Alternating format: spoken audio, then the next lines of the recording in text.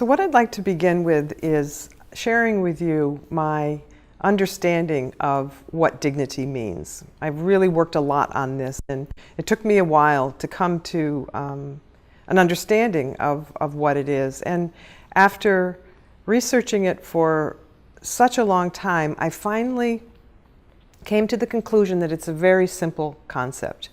And we don't want to complicate it either, because the simpler the better, and everybody will understand what dignity means if the concept is simple.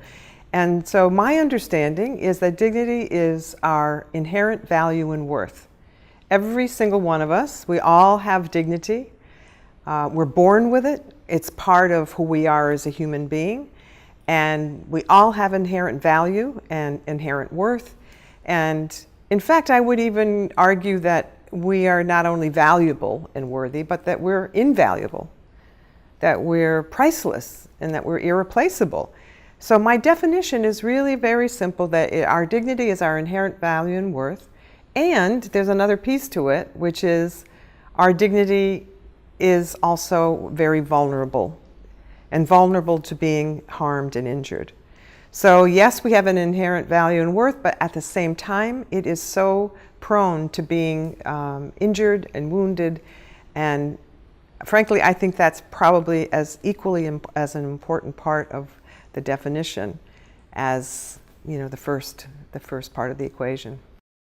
So another aspect of the definition, and really I think is important to clarify, is that I think dignity is very different from respect. I often, whenever I give a talk, I'll ask people just to tell me, what do you think dignity is? I just take ideas from the audience. And inevitably, the first thing people say is respect.